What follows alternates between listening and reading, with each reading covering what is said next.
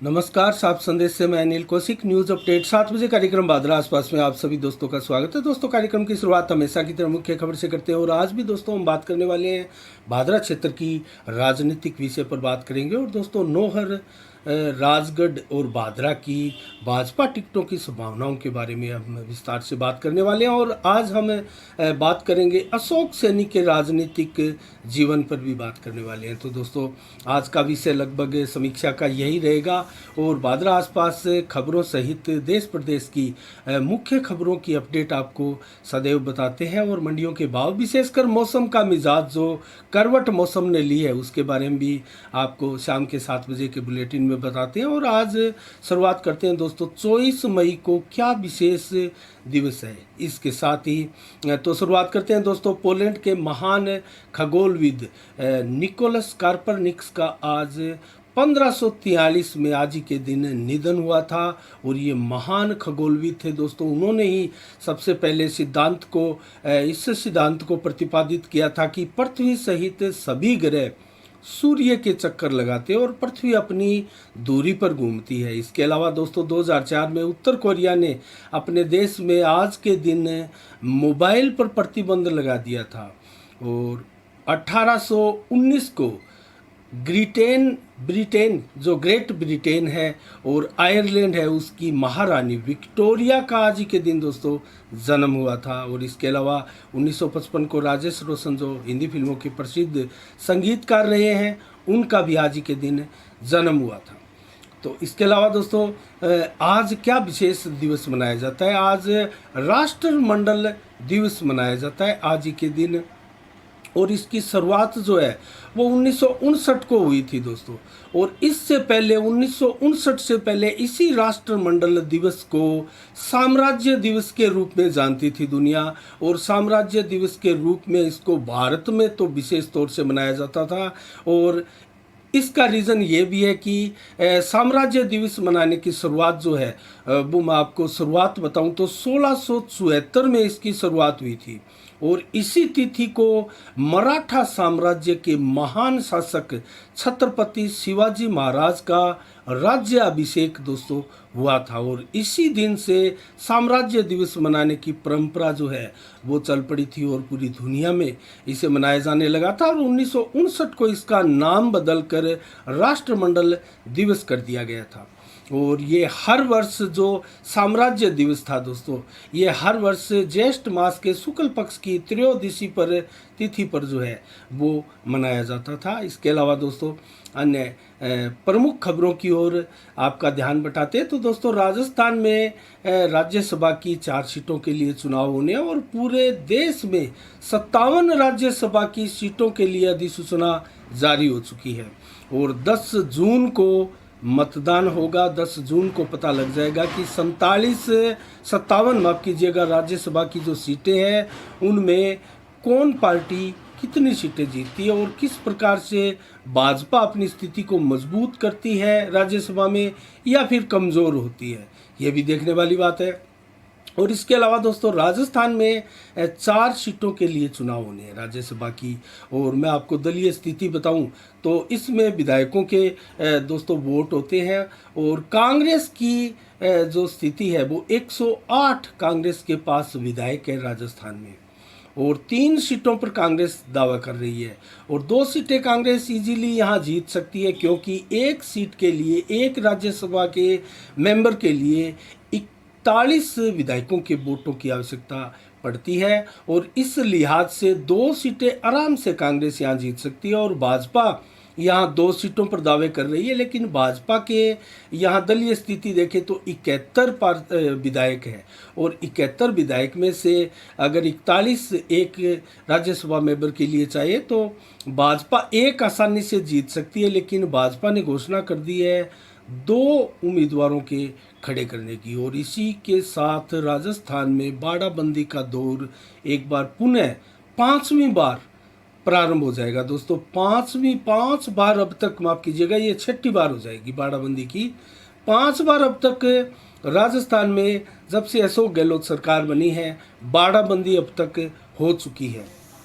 तो इन 5 बार में मैं आपको बताऊं तो एक बार तो सचिन पायलट ने ऐसी स्थिति पैदा कर दी थी बगावत करके कि कांग्रेस को बाड़ाबंदी करनी पड़ी और अपने विधायकों को बचाना पड़ा और बचाने में कामयाब भी रही और 35 दिन तक ये बाड़ाबंदी होटलों में विधायकों को बंद रखा गया था दोस्तों। तो कामकाज सारा प्रदेश का ठप रहा था। उसके बाद में जब गुजरात में स्थिति आई तो भी राजस्थान में बाड़ाबंदी की गई और मध्य प्रदेश में जब इस प्रकार की स्थिति आई थी, कांग्रेस की सरकार वहाँ डावाडोल हो चुकी थी, तो राजस्थान में लाकर बाड़ेबंदी की गई थी और पूरी राजस्थान सरकार का ध्यान जो है इस ओर हो गया था। और यही स्थिति लगभग कमोबश महाराष्ट्र में जब इस प्रकार की स्थिति आई थी तब भी बाड़ाबंदी राजस्थान में लाकर विधायकों को की गई और असम में जब ये स्थिति हुई थी तो असम के विधायकों को भी यहाँ राजस्थान में लाकर बाड़ाबंदी की गई थी।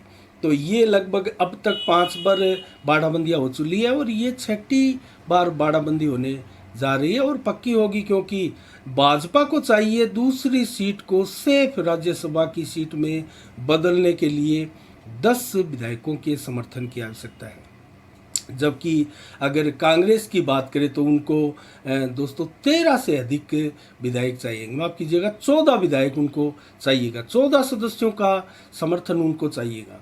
तो इस प्रकार से निर्दलियों की संख्या देखें तो यहाँ 13 है, आरएलपी के 3 है और बीटीपी के 2 है, अन्य 3 है। इसके अलावा अगर देखें तो भाजपा और कांग्रेस के अलावा 21 विधायक न्यूट्रल एक प्रकार से आप मान सकते हैं, जो कांग्रेस और भाजपा के खेमे में ना वोट दे, उसके अलावा वोट दे सकते हैं। तो उनकी स्थितियाँ क्या रहेगी, वो किसके साथ जाते हैं, ये स्थिति देखने वाली है। इसके अलावा अब देखते हैं कांग्रेस यहाँ बाजी मारती है या भारतीय जनता पार्टी यहाँ बाजी मारती है। अगर आसानी के साथ देखें तो यहाँ कांग्रेस सत्ता का लाभ लेते हुए 3 अपने राज्यसभा के जो सदस्य है वो बना सकती है और भाजपा को यहाँ 1 से ही संतोष करना पड़ सकता है, ऐसी भी स्थितियाँ उत्पन्न हो सकती है। तो इसके अलावा दोस्तों हम बात करें जो ज्ञानवापी मस्जिद का मामला था, उसमें क्या हुआ, आज जो एक फैसला आने वाला था दोस्तों, उसको अब 26 मई के लिए आगे बढ़ा दिया गया है और उसको इस प्रकार से आगे बढ़ाया गया है कि सर्वे की कॉपी सभी हिंदू व मुस्लिम पक्षों को, दोनों पक्षों को कल सौंपी जाएगी। और उसके बाद में कोर्ट ने कहा है कि अब अगर इस सर्वे को लेकर किसी भी मुस्लिम या हिंदू पक्ष को किसी प्रकार की आपत्तियां हैं तो वो 7 दिवस में अपनी आपत्तियां दर्ज करवा दे। उसके बाद में 26 मई को जो है इस मामले में सुनवाई प्रारंभ हो जाएगी और इसके बाद में फिर लगातार सुनवाई जो है वो सभी याचिका, जितनी भी इससे संबंधित याचिका है, उनकी सुनवाई प्रारंभ हो जाएगी। इसके अलावा दोस्तों दिल्ली की कुतुब मीनार का भी मामला जो है वो अब काफ़ी चर्चा में आ चला है और विवादों में फंस चुका है। और दोस्तों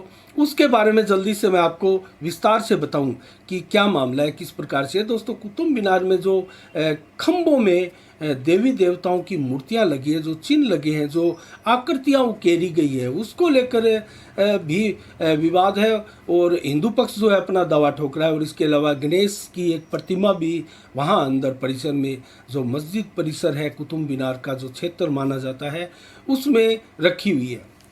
उसको सहज कर सजो कर रखने की मांग भी हिंदू समाज करता रहा है और दोस्तों हिंदू समाज इसमें पूरा अपना दावा जता रहा है। और इसका अगर हम जिक्र करें तो दोस्तों कुतुबुद्दीन ऐबक ने इसका निर्माण प्रारंभ किया था और इसके अलावा उनका उत्तराधिकारी जो अलमस है, उन्होंने इस निर्माण को पूरा किया था, 3 मंजिलें पूरी की थी। उसके बाद में 1 मंजिल बाद में भी बनाई गई थी। तो कुल मिला के 1199 से लेकर 1220 तक इसका निर्माण हुआ था। लगभग 21 वर्ष का इसमें समय लगा था। और कुतुब मीनार की जो ऊंचाई है दोस्तों वो 238 फीट ऊंची है। 379 सीढ़ियाँ इसमें ऊपर तक पहुंचने के लिए बनाई गई है। और इसके अलावा दोस्तों बताया जा रहा है, जैसा कि उल्लेख भी है, वहाँ 27 मंदिरों को तोड़कर बनी है ये ऐतिहासिक इमारत। तो ऐतिहासिक इमारत को बनाने में 27 मंदिरों को तोड़ा गया और इसमें हिंदू और जैन मंदिर शामिल है दोस्तों। तो कुल मिला के कुतुब मीनार को हिंदू पक्ष विष्णु स्तंभ बता रहा है और इसको लेकर इसका नामकरण करने की भी मांग की जा रही है, इसका नाम बदलने की भी मांग की जा रही है। तो ASI ने जब से इसका कार्यभार संभाला था दोस्तों, जिसको आर्कियोलॉजिकल कहते हैं, सर्वे ऑफ इंडिया, इनकी देख रेख में जब से कुतुब मीनार और हेरिटेज सिटियाँ जो इमारतें होती है, भवन होते हैं दोस्तों, उनको लगभग ASI ही देखती है। तो इनके नेतृत्व में जब आया था तो यहाँ किसी प्रकार की पूजा या नमाज नहीं पढ़ी जा रही थी, और उसके बाद में दोस्तों इसमें नमाज पढ़ने की इजाज़त दी गई। और तब से लेकर अब तक जो कुतुब मीनार एरिया है, इसमें जो मस्जिद स्थित है भीतर, उसमें नमाज पढ़नी मुस्लिम समाज के लोगों ने प्रारंभ कर दी थी। लेकिन अब जो है ATS ने एक याचिका दायर की है और उन्होंने मांग की है कि इसको किसी भी प्रकार से पूजा स्थल में करार ना दिया जाए। और यहाँ किसी प्रकार की धार्मिक गतिविधियाँ जब हमने संभाला था तो यहाँ कुछ भी नहीं था।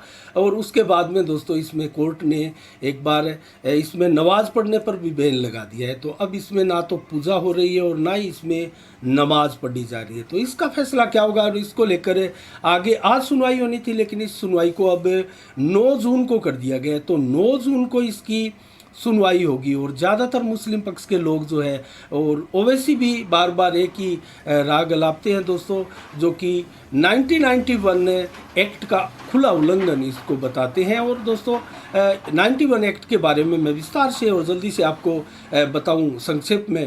तो 1991 एक्ट आखिर क्या है दोस्तों, नरसिम्हा राव सरकार के समय ये बना था 1991 एक्ट। और इसमें एक धर्म के पूजा स्थल को दूसरे धर्म में आंशिक रूप से या पूर्ण रूप से बदला नहीं जा सकता, इसमें ये प्रावधान है। और इसकी अलग अलग उपधाराएं हैं और उसमें अलग अलग स्थितियां प्रदर्शित की गई है।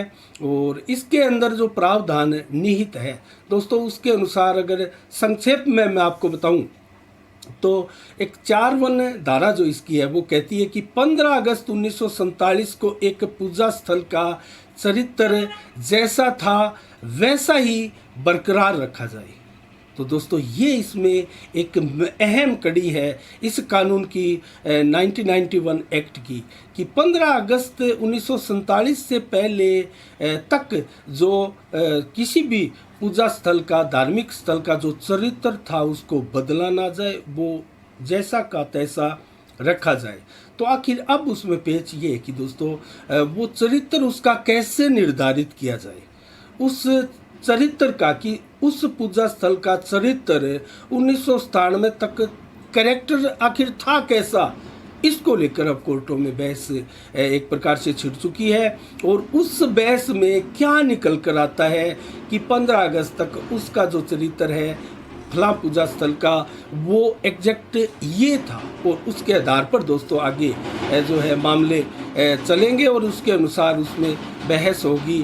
और सभी पक्ष जो है, हिंदू पक्ष, मुस्लिम पक्ष, अपनी अपनी इसमें दलीलें देंगे। और क्या दलीलें वो देते हैं दोस्तों, खास जो केस की बुनियाद है वो दलीलों पर टिकी हुई होती है। और दोनों पक्ष की दलीलें सुनने के बाद में और उसके बाद में जो निचोड़ होता है और जो धाराओं में जो प्रावधान निहित होते हैं उसके अनुसार कोई न्यायाधीश जो है वो अपना फैसला सुनाता है। तो ये 1991 एक्ट है दोस्तों। इसके अलावा हम जिक्र करें अन्य खबरों का, तो दोस्तों आज मौसम का मिजाज और मंडियों के भाव आपको बताएंगे। अब दोस्तों हम बात करेंगे भादरा के राजनीतिक विषय पर, नौर की भी बात करेंगे, राजगढ़ की भी बात करेंगे और भादरा में भी भाजपा की स्थिति पर हम बात करेंगे। और अशोक सैनी के राजनीतिक जीवन पर भी हम विस्तार से बात करने वाले हैं।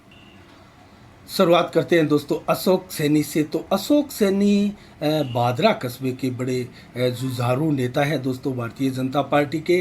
और अशोक सैनी के बारे में मैं शुरुआती आपको जानकारी दूं तो दोस्तों भादरा के राजकीय सीनियर स्कूल में उन्होंने सीनियर तक की 12 तक की परीक्षाएं जो है वो दी, शिक्षा प्राप्त की। उसके बाद में मोता कॉलेज सादुलपुर से कॉलेज की पढ़ाई की और अपने पिता सुंदर सिंह सैनी के 9 सुपुत्रों में नंबर 8 पर अशोक सैनी का नंबर आता है। तो इसके अलावा 18 नवंबर 19 1974 को उनका जन्म हुआ था और तब से लेकर दोस्तों जब से उनका जन्म हुआ वो बादरा में ही अपनी कर्मस्थली बनाए हुए हैं। और लगभग 90 के दशक में दोस्तों 1993 में स्वर्गीय लालचंद डूडी को जो भाजपा की टिकट यहाँ से मिली थी और वो चुनाव पहली बार भाजपा का कोई प्रत्याशी यहाँ से खड़ा हुआ था, तो उसी समय भाजपा का पदार्पण लगभग बादरा में हुआ था और लालचंद डूडी ही प्रथम एक प्रकार से नेता थे भारतीय जनता पार्टी के बादरा से। और उसी समय लगभग 1993 से ही दोस्तों अशोक सैनी भी भारतीय जनता पार्टी की तरफ प्रभावित हुए और उनकी टीम के रूप में कार्य करते हुए दोस्तों अपना राजनीतिक जीवन जो है वो उन्होंने प्रारंभ किया था। और उस राजनीतिक जीवन प्रारंभ करने के बहुत तेजी के साथ वो बीजेपी के एक कर्मठ कार्यकर्ता के रूप में अपनी क्षेत्र में पहचान कायम करते हुए आगे बढ़ने लगे थे। और उसके बाद में दोस्तों वो संघर्ष करते हुए अपने कार्यकर्ताओं की एक ऐसी टीम, ऐसी फौज तैयार की दोस्तों, जो कि उनके साथी मित्र भी थे और पूर्व में ही भारतीय जनता पार्टी में आने से पहले से ही उनकी फ्रेंड सूची में उनकी जो दोस्त सर्कल जो उनका था उसमें वो शामिल थे। और वो 10, 12, 15 के करीब जो यार दोस्त थे उनके साथ उन्होंने एक टीम का गठन किया। और उसके बाद में दोस्तों जिस प्रकार की गतिविधियां अशोक सैनी ने प्रारंभ में संचालित की, कोई भी युवा दोस्तों इस प्रकार की गतिविधियों को कर सकता है क्योंकि ऊर्जावान युवा होते ही हैं और युवाओं में ऊर्जाओं की कोई कमी नहीं होती। और दोस्तों अशोक सैनी ने हर वार्ड में एक वार्ड अध्यक्ष बनाने की प्रक्रिया प्रारंभ की और हर वार्ड से 10 लड़के अपनी टीम में जोड़ने की बात की और प्रत्येक गांव से भी 5 से 10 मेंबर जोड़ने की कवायद शुरू की। और दोस्तों अपनी टीम को निर्देश दिया और देखते ही देखते अशोक सैनी उस समय दोस्तों जब मीटिंग करते थे, सभा करते थे, तो उनकी मीटिंगों में 100-200 से लेकर 500 तक युवा इकट्ठे होते थे और आते थे। और सागड़ा एक ऐसा गांव था बादरा तहसील का जहां अशोक सैनी के सर्वाधिक कार्यकर्ता थे, करीब 100 के करीब कार्यकर्ता मात्र सागड़ा गांव से थे। और कई गाड़ियां, ट्रैक्टर आदि भरकर अशोक सैनी की सभा मीटिंगों में उस समय सागड़ा गांव से बादरा कस्बे के लिए आती थी। तो कुल मिला के अशोक सैनी ने एक बहुत शानदार टीम खड़ी करी। उसके बाद में भारतीय जनता पार्टी के मूल भाजपा के नगर मंडल अध्यक्ष भी बने थे दोस्तों अशोक सैनी।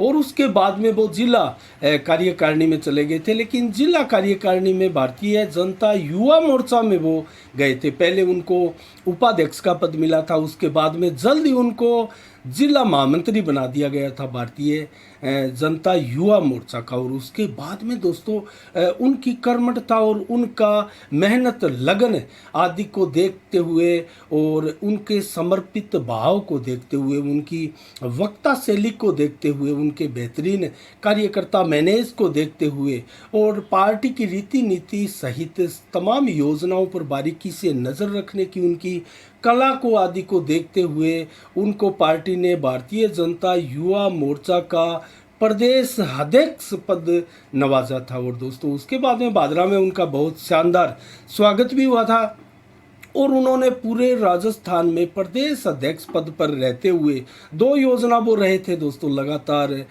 प्रदेश अध्यक्ष पद पर। और हनुमानगढ़ जिले में वो पहले ऐसे कार्यकर्ता है भारतीय जनता पार्टी के और ऐसे पहले नेता है जिनको प्रदेश अध्यक्ष तक का पद मिला हो और उस पद का उन्होंने भरपूर फायदा भी उठाया। और दोस्तों इतनी शानदार उन्होंने टीम पूरे राजस्थान में हर जिले में स्थापित की कि उसके बाद में जो है वो लगातार उस टीम के माध्यम से आगे बढ़ते गए। और आज स्थिति ये है कि पूरे राजस्थान में अशोक सैनी एक बहुत शानदार नेता के रूप में स्थापित हो चले हैं।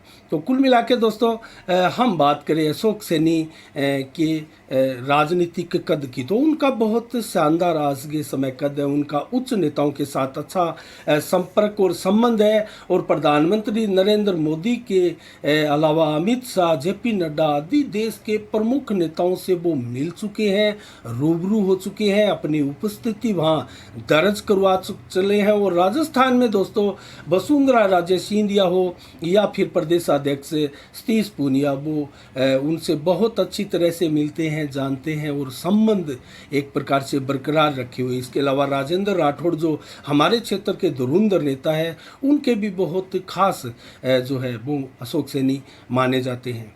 तो अशोक सैनी की पूरी टीम, क्या वो अशोक सैनी इस बार 2023 के चुनाव होंगे तो क्या भादरा से चुनावी टिकट लेकर चुनाव लड़ सकते हैं? दोस्तों ऐसी संभावना इसलिए भी बहुत ज़्यादा कम है, मायने नहीं रखती, क्योंकि भादरा क्षेत्र को कुल मिला के यहाँ जाट बहुल क्षेत्र माना जाता है और यहाँ कांग्रेस और भाजपा जो है वो दाव ज़्यादा बड़ा नहीं खेल सकती और यहाँ जाट दावेदारों को ही टिकटें प्रदान करती है। तो कुल मिला के दोस्तों 29 साल हो गए अशोक सैनी के राजनीतिक जीवन को और उन्होंने अब एंट्री कर ली है दोस्तों प्रदेशाध्यक्ष पद के बाद से प्रदेश मंत्री भारतीय जनता पार्टी मूल भाजपा में। और अब देश में वो बहुत बड़ा नाम एक प्रकार से अशोक सैनी का है और हर नेताओं के साथ उनकी मुलाकात भी होती है और वो हर कोर कमेटी की बैठक का भी सदस्य रहते हैं और उनको पीछे पंजाब की भी जिम्मेवारियां प्रदान की गई थी। वो काफ़ी अच्छा संगठन खड़ा करके पंजाब में आए थे और इसके अलावा दोस्तों गुजरात सहित अनेक प्रदेशों की जिम्मेवारियों से अशोक सैनी को नवाजा गया था और आज अशोक सैनी इस कदर राजस्थान का एक बड़ा नाम है कि उनको कहीं भी पार्टी अगर चुनाव लड़ाना चाहे तो सेफ सीट देखते हुए जाति वर्ग, दोस्तों जाति वर्ग की राजनीति आजकल काफ़ी होने लगी है, तो उनको इस प्रकार का समीकरण कहाँ अगर उनके अनुकूल होगा तो वहाँ से उनको पार्टी टिकट देकर चुनाव भी लड़ा सकती है। लेकिन भादरा में उनकी संभावनाएं मुझे कम मालूम पड़ती है। लेकिन दोस्तों भाजपा एक ऐसी पार्टी आज बन चुकी है कि वो अगर किसी को भी टिकट थमाकर किसी भी विधानसभा क्षेत्र में भेजती है तो अपने आप उनका माहौल भी बनता है और उनके साथ वोटों का, समर्थकों का जुड़ाव भी होता है और वो प्रमुख रूप से मुख्य कैंडिडेट के रूप में उभर जाते हैं। तो ऐसी भी बात नहीं है कि अशोक सैनी यहाँ से चुनाव नहीं लड़ सकते हैं। दोस्तों यहाँ भी जिस प्रकार से सुखदेव सिंह शेखावत ने 2013 में चुनाव लड़ा था और गैर जाट उम्मीदवार की यहाँ संभावनाओं को एक प्रकार से पूरे प्रदेश में दिखाया था, वो संभावनाएं यहाँ भी है और राजगढ़ में भी थी। राजगढ़ में मनोज न्यांगली जो है वहाँ भी जाट बहुल क्षेत्र था लेकिन वहाँ से विधायक भी बने थे। और इस बार दोस्तों अब हम बात करने जो जा रहे हैं वो भादरा सहित नौर की और राजगढ़ की आदि इन क्षेत्रों की टिकटों की, भाजपा टिकटों की संभावनाओं के बारे में बात कर रहे हैं। दोस्तों मीनू बेनीवाल की संभावनाएं थी कि वो भादरा से चुनाव लड़ सकते हैं और संजीव बेनीवाल की टिकट को खतरा है। दोस्तों ऐसा नहीं है क्योंकि मीनू बेनीवाल अब एलनाबाद से चुनावी तैयारियों में मशगूल हो चुके हैं और जुट चुके हैं और वहाँ तीव्र गति से अपना अभियान भी चलाए हुए हैं। और ठीक है, उन्होंने विधिवत रूप से घोषणा चुनावों की नहीं की है लेकिन मानकर चला जा रहा है कि वो एलनाबाद से ही चुनाव लड़ेंगे। लेकिन वो प्रभावित करेंगे दोस्तों पड़ोसी विधानसभा क्षेत्र नौहर में भी। नौहर में अगर देखा जाए भाजपा की टिकट के प्रमुख दावेदारों में तो मटोरिया का नाम, अभिषेक मटोरिया का मुख्य रूप से नाम लिया जाता है। लेकिन अजय चौटाला परिवार से यहाँ मीनू बेनीवाल के चक्कर में चलते दोस्तों यहाँ अजय चौटाला के परिवार से एक उम्मीदवार भी हो सकता है। तो यहाँ एक प्रकार से टिकट में घमासान होगा मटोरिया प्लस अजय चौटाला परिवार के बीच में। देखते हैं मीनू बेनीवाल यहाँ क्या भूमिकाएं निभाते हैं। लेकिन बात करते हैं दोस्तों पड़ोसी कस्बा राजगढ़ जो कि विधानसभा क्षेत्र है, सादुलपुर विधानसभा क्षेत्र, यहाँ से मनोज न्यांगली की भाजपा टिकट की जो दावेदारियाँ हैं दोस्तों वो कहीं ना कहीं मजबूत होती हुई दिखाई दे रही है क्योंकि राम सिंह कस्बा परिवार से उनको काफ़ी बार टिकटें दी गई है लेकिन हर बार वो टिकट पर कमज़ोर प्रदर्शन करने के चलते इस बार पार्टी यहाँ संभवतया किसी और के नाम पर विचार कर रही है और वो नाम बड़ा राजनीतिज्ञ है। मनोज न्यांगली विधायक भी रहे और उनके पास अच्छी खासी वोटों की समर्थक ताकत भी है और राजेंद्र राठौड़ इसमें मुख्य भूमिका दोस्तों निभा सकते हैं। आजकल राठौड़ परिवार के साथ कस्बा परिवार की भी अच्छी खासी पेट है और नज़दीकियां बनी हैं। लेकिन इससे अंदाज़ा यही लगाया जा सकता है कि लोकसभा चुनाव में राहुल कस्बा की टिकट को कहीं खतरा नज़र नहीं आ रहा, लेकिन विधानसभा चुनाव में जो ये टिकट है वो भाजपा की मनोज न्यांगली को जा सकती है।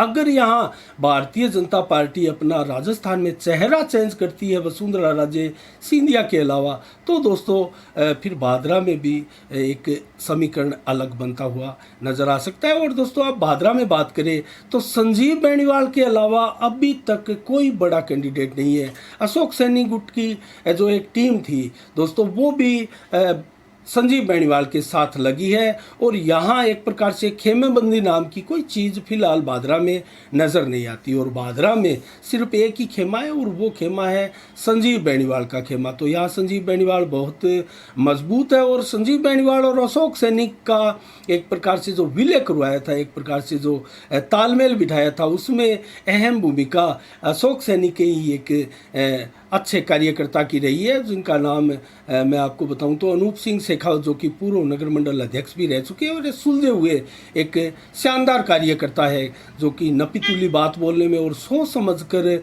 बात कहने में विश्वास रखते हैं और उनकी छवि भी इस प्रकार की है। तो अशोक सैनी की जो टीम है दोस्तों, बहुत शानदार टीम के दम पर अशोक सैनी आज इस मुकाम पर है और प्रदेश में आज वो बहुत बड़ा नाम है। लेकिन उनकी टीम के अगर मैं नाम बताऊं कार्यकर्ताओं का, तो गोपाल कौशिक, राजकुमार शर्मा के अलावा जगदीश गर्ग, दिनेश सैनी, कमल मखीजा, राकेश सैनी, रवि बंसल और ऋषि नेगी, चतुर्भुज सैनी आदि अनेकों ऐसे दर्जनों नाम है जो अशोक सैनी की टीम के बहुत ही पक्के और मजबूत कार्यकर्ता है। और उनके दम पर वो सारे के सारे लगभग संजीव बेनीवाल के साथ और भाजपा की टिकट के फेवर में अभियान में जुटे हुए हैं। तो क्या रहती है यहाँ स्थिति? यहाँ दोस्तों अगर अंदाज़ा लगाए तो संजीव बेनीवाल ही टिकट के सबसे बेहतरीन यहाँ दावेदार माने जाते हैं। और अशोक सैनी की जो मेहनत और जो मुकाम अशोक सैनी ने हाल जो प्राप्त किया था दोस्तों, उसके बारे में अगर हम दो लाइन में अगर उनके बारे में कहें तो उनकी सफलता के जो कारण है वो उनकी मेहनत कश जो उनकी छवि है वो है शानदार वक्ता से लिए नए दोस्त बनाने को सदैव आतुर रहते हैं और पुराने दोस्तों को कभी नहीं भूलते और उस टीम को सदैव संभालते रहते हैं। और जल्दी उठकर तैयार होना और अपने मिशन में लग जाना, अपने काम में लग जाना, ये उनकी बहुत खासियत मान सकते हैं हम। और व्यक्तित्व इतना प्रभावशाली है कि जो भी सामने नेता या कार्यकर्ता या जो भी बात करने वाला हो उसको बहुत जल्दी प्रभावित भी करते हैं और आलस्य को कभी अपने पास नहीं फटकने देते हैं। और संघर्षशील, धैर्यशील एक ऐसे कार्यकर्ता है जो कि जुनून के पक्के, अनुशासन के बेहद प्रिय है और मिलनसार स्वभाव के साथ वाकपुटता में इतनी महारत इनको हासिल है कि दोस्तों वो अपने खान पान में भी बैलेंस बनाते हुए अपनी शारीरिक फिटनेस को जो है वो सदैव फिट रखते हुए अपने काम में मशगूल रहते हैं और अपनी धुन के इस प्रकार से पक्के हैं कि अपने मिशन को येन कैन प्रकीर्ण प्राप्त करते हैं। तो ये रहा दोस्तों अशोक सैनी और भाजपा और आसपास के क्षेत्रों का एक प्रकार से समीक्षा और जिस प्रकार की संभावनाएं थी वो आपको जल्दी से हमने बताई। अब दोस्तों हम बात करते हैं मंडियों के भाव की और मौसम के मिजाज की।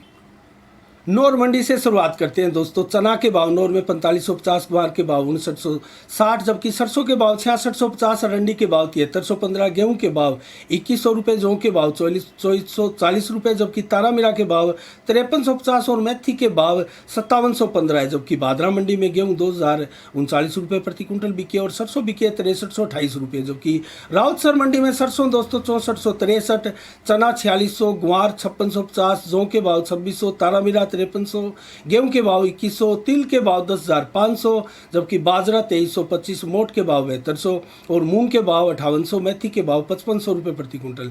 और सादुलपुर मंडी के भाव चना के भाव 4660, ग्वार के भाव 5840, मूंग के भाव 5800 और मोट के भाव 6700 और गेहूं के भाव 2150 रुपये, जौ के भाव 2700, बाजरा के भाव 2525 और सरसों के भाव 6900 रुपये प्रति कुंटल। और संगरिया मंडी में दोस्तों जौ 2436, गेहूं के भाव 2131 और ग्वार के भाव 5800, सरसों के भाव 6504, आदमपुर मंडी में सरसों दोस्तों 6681, नरमा के भाव 11800, जबकि सरसा मंडी में सरसों 6431, ग्वार के भाव 5650 और नरमा के भाव 12025 रहे। दोस्तों आज मौसम का मिजाज अगर आपको बताइए तो 32 से 35 डिग्री टेम्परेचर रहा है और 30 से 34 डिग्री देर शाम को रात्रि तक भी रहेगा और 16% ही बादल छाए रहे और जिस प्रकार से दोस्तों कल बरसात आई नौर बादरा और राजगढ़ तारनगर सावा आदि क्षेत्रों में, सरसा हिसार आदि क्षेत्रों में कहीं ओलावृष्टि भी हुई, कहीं हेवी बरसात भी हुई, कहीं हल्की भी हुई। बादरा में भी बरसात आई दोस्तों, जैसी कि संभावना मौसम विभाग ने जाहिर की थी। लेकिन आज मौसम अपेक्षाकृत साफ रहेगा और कल 25 मई को दोस्तों 26 से 33 डिग्री टेम्परेचर दिन में रहेगा, 34 से 37 डिग्री टेम्परेचर दोपहर को और 33 से 37 शाम को। तो कल भी गर्मी से निजात आपको मिलने वाली है और 18 से 10-15% ही बादल छाए रहेंगे और रात्रि को भी दोस्तों इसी प्रकार से कमोबस 11 से 14 किलोमीटर की रफ्तार से हवा चलेगी। तो कल एकदम शांत दिन रहेगा, वातावरण रहेगा और कुल मिला के बरसात की संभावना कल के लिए बहुत कम है, लेकिन बादल आसमान में ज़रूर आपको दिखाई देंगे और हवाएं भी कुल मिला के शांत होकर ही चलेगी। तो अगर चक्रवात की संभावनाएं बनती है, कहीं चक्रवात बन जाता है तो उसके बाद में बारिश की संभावनाएं होती है, लेकिन कल के लिए संभावनाएं बेहद कम है। तो आज के लिए दोस्तों शाम के 7 बजे में इतना ही। कल ठीक शाम 7 बजे फिर आपसे रूबरू होंगे नई खबरों के साथ, नई समीक्षा के साथ। तब तक के लिए दोस्तों आप अपना बहुत बहुत ख्याल रखिएगा, मुझे दीजिएगा इजाज़त। साफ संदेश से मैं अनिल कौशिक, नमस्कार, जय भारत, जय जय राजस्थान।